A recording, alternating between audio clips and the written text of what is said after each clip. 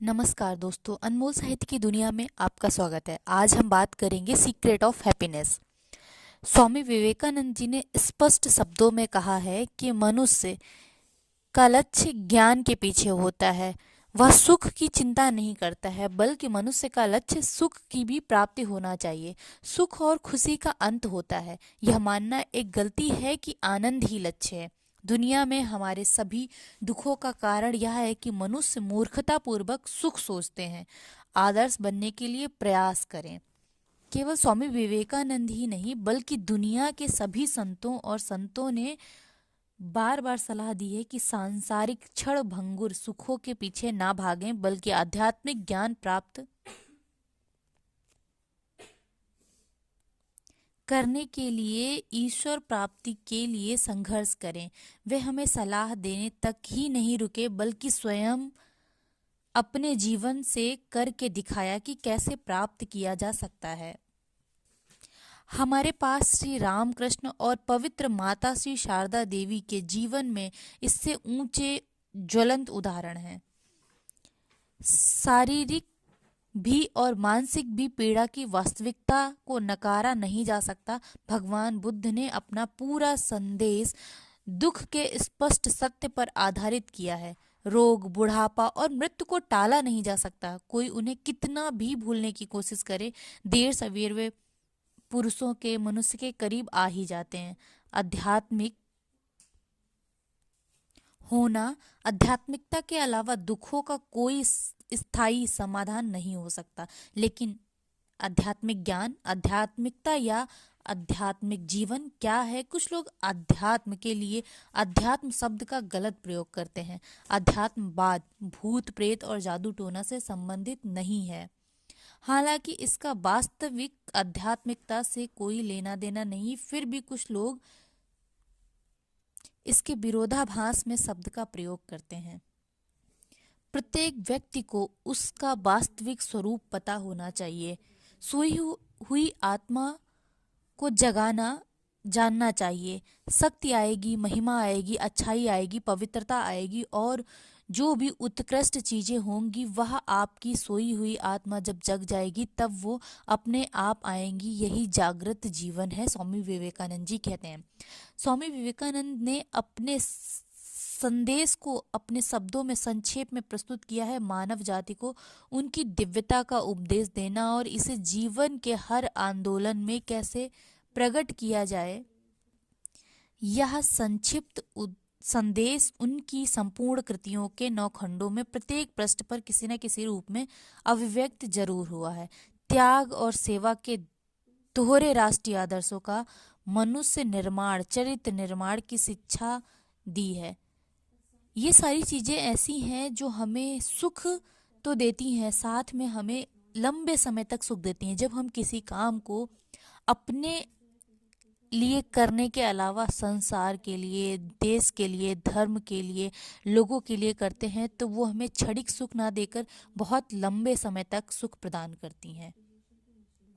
स्वामी जी अपने संदेश में सिर्फ खुशी को महत्व नहीं देते, वह बल्कि खुशी को कैसे कैसे पाया जा सकता है इसके ऊपर महत्व देते हैं। हमारी अवधारणा होती है कि हम सिर्फ मनुष्य को खुश कर सके या खुद को खुश कर सके, बल्कि हमें हर एक इंसान, हर एक मनुष्य, हर एक प्राणी जो जीवित है, जिसमें जीवन है, जानवर ही क्यों ना हो, उसके प्रति भी हमें अपना स्नेह, दया, करुणा रखनी चाहिए। वह भी हमें सुख की अनुभूति कराता है। प्रिय आनंद, यह आत्म सुख की प्राप्ति के लिए विवेक की प्रक्रिया है, स्वामी विवेकानंद जी कहते हैं। दूसरों की सेवा और प्रेम करने से आनंद प्राप्त करने का सबसे अच्छा तरीका दूसरों से प्यार करना और उनकी सेवा करना है। शास्त्र कहते हैं जो असीम है वह आनंद है, अल्प में, सीमित में सुख नहीं है। एक इंसान शादी करके 2 हो जाता है, उसका आनंद बढ़ जाता है। वह बच्चे करता है, उसका परिवार बढ़ता है, माता पिता बढ़ते हैं, 2 माता पिता होते हैं, सास ससुर बढ़ते हैं और आनंद भी बढ़ जाता है। एक सामान्य अनुभव है कि अकेला, अलग थलग और पराया व्यक्ति खुश कम रह पाता है, पर जरूरी नहीं कि वह दुखी रहे। कई बार हमें सुख हमारे अंदर से प्रतीत होता है, हमें अपने अंदर से, हमारे विचारों से, हमारे रहन सहन से, हमारे बर्ताव से भी हमें सुख मिलता है। हमें दूसरों की सेवा करने का मौका नहीं छोड़ना चाहिए, उसे पहचानना चाहिए और हमें सेवा भाव का कर्तव्य निभाना चाहिए। सेवा भाव हमारी अहमवादी सीमाओं को तोड़ता है और हमारा विस्तार करता है। हम हर जगह खुद को अपने ही लोगों के बीच पाते हैं। प्रेम, सेवा और सहायता के माध्यम से दूसरों को अपना बनाना शांति, खुशी और आनंद प्राप्त करने के लिए पवित्र माता द्वारा सिखाई गई विधि है। जिस दिन हमें वास्तव में यह एहसास हो जाएगा कि कोई भी पराया नहीं है और सभी हमारे अपने हैं, उस दिन हम सबसे ज्यादा खुश होंगे। वह सबसे खुशी व्यक्ति के माध्यम से व्यक्ति में पहुंचेगी। जो वास्तव में महसूस करेगा इस खुशी को, वह कभी किसी को पराया नहीं समझेगा, कभी किसी को दुश्मन नहीं समझेगा और वह खुद भी खुश रहेगा और दूसरों को भी खुश रखेगा। एकांत में भी रहने से हमें खुशी मिलती है। एकांत में रहना उन भाग्यशाली आध्यात्मिक साधकों के लिए महत्वपूर्ण और संभव हो सकता है जिनके पास कोई पारिवारिक बंधन और सांसारिक जिम्मेदारियां नहीं हैं और जो अपना पूरा जीवन भगवान के लिए, दूसरों की सेवा में, दूसरों के लिए समर्पित करने की इच्छा रखता है। लेकिन उस साधारण गृहस्थ का क्या जो पहले ही संसार में उलझा हुआ है? उनके लिए उनकी खुशी उनका परिवार है, ना कि उनका एकांत। व्यक्ति दोनों में खुश रह सकता है अगर उसके अंदर खुश रहने की इच्छा है। एकांत में भी वह उतना ही खुश रह सकता है जितना वह परिवार के साथ खुश रह सकता है। मन को इस प्रकार अनासक्त चीजों से रोकना चाहिए जो हमें दुख देती हैं, जो हमारी खुशियों को हमसे छीन लेती हैं। हमें उन सारी परिस्थितियों को एक किनारे करना चाहिए। कुछ समय के लिए थोड़ी बहुत बेकार परिस्थितियां जरूर आती हैं, हर किसी के जीवन में आती हैं, पर उनको अपने ऊपर हावी नहीं होने देना है। उनको दूर करके हमें खुश रहना है, हैप्पी रहना है, ताकि हम दूसरों के भी जीवन में खुशहाली फैला सकें। खुशी पाने का हमारा अटूट अधिकार है। इसे ढूंढना चाहिए और इसे हर तरह से, हर हक में पाना चाहिए। अगर आप खुश नहीं है तो यह आपके अंदर किसी अच्छी चीज की रुचि ना होने का कारण है। यही हमारी खुशी का राज है जो जॉन सिल्वर ने अपने किताब के माध्यम से हमें बताया है। इसलिए खुश रहें, सरल रहें, मस्त रहें, एंजॉय करते रहें। Thank you, bye bye. नमस्कार दोस्तों, अनमोल साहित्य की दुनिया में आपका स्वागत है। आज हम बात करेंगे secret of happiness. Swami Vivekananda ji ने स्पष्ट शब्दों में कहा है कि मनुष्य का लक्ष्य ज्ञान के पीछे होता है। वह सुख की चिंता नहीं करता है, बल्कि मनुष्य का लक्ष्य सुख की भी प्राप्ति होना चाहिए। सुख और खुशी का अंत होता है, यह मानना एक गलती है कि आनंद ही लक्ष्य है। दुनिया में हमारे सभी दुखों का कारण यह है कि मनुष्य मूर्खतापूर्वक सुख सोचते हैं। आदर्श बनने के लिए प्रयास करें। केवल स्वामी विवेकानंद ही नहीं, बल्कि दुनिया के सभी संतों ने बार बार सलाह दी है कि सांसारिक क्षण भंगुर सुखों के पीछे ना भागें, बल्कि आध्यात्मिक ज्ञान प्राप्त करने के लिए, ईश्वर प्राप्ति के लिए संघर्ष करें।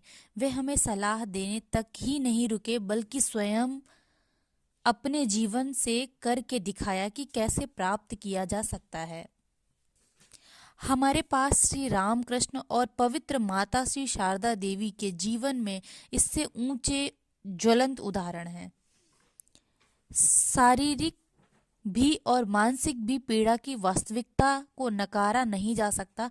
भगवान बुद्ध ने अपना पूरा संदेश दुख के स्पष्ट सत्य पर आधारित किया है।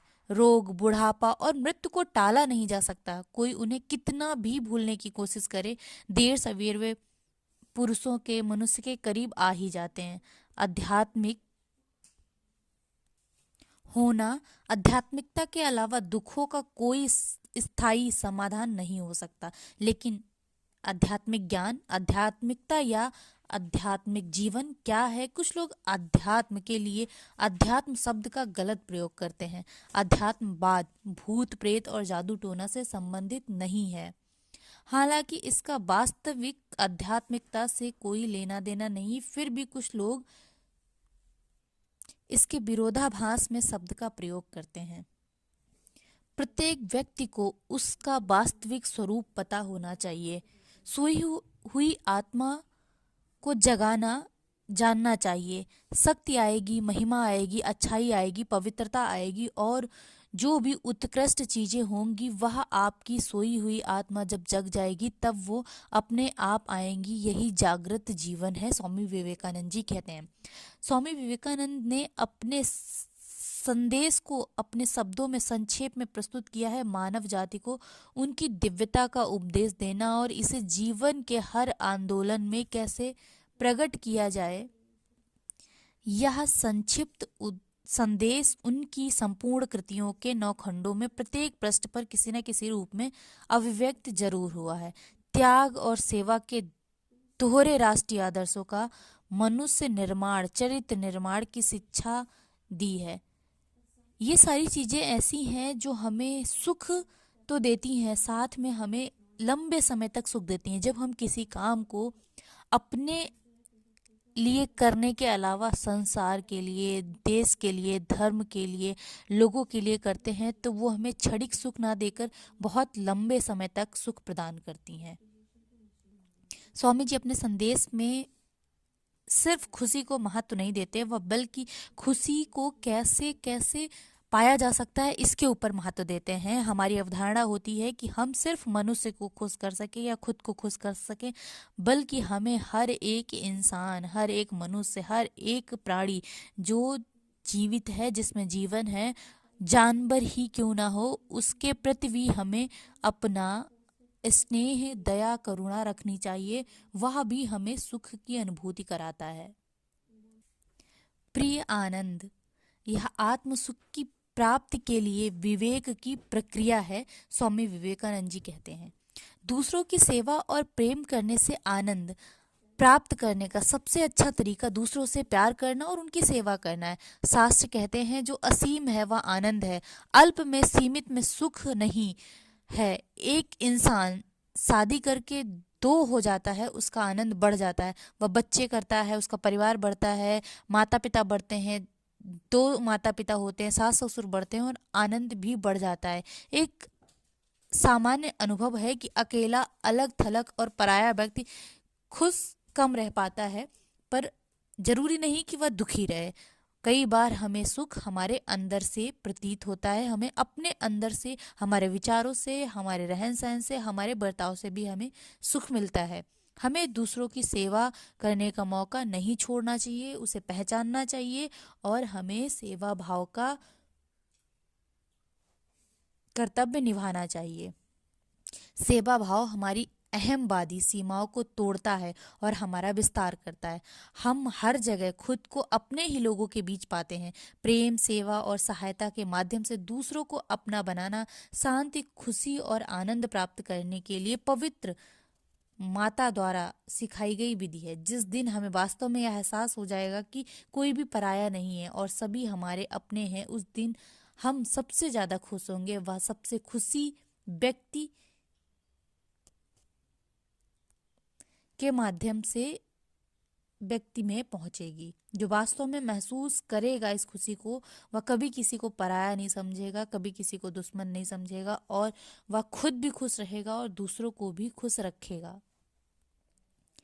एकांत में भी रहने से हमें खुशी मिलती है। एकांत में रहना उन भाग्यशाली आध्यात्मिक साधकों के लिए महत्वपूर्ण और संभव हो सकता है जिनके पास कोई पारिवारिक बंधन और सांसारिक जिम्मेदारियां नहीं हैं और जो अपना पूरा जीवन भगवान के लिए, दूसरों की सेवा में, दूसरों के लिए समर्पित करने की इच्छा रखता है। लेकिन उस साधारण गृहस्थ का क्या जो पहले ही संसार में उलझा हुआ है? उनके लिए उनकी खुशी उनका परिवार है, ना कि उनका एकांत।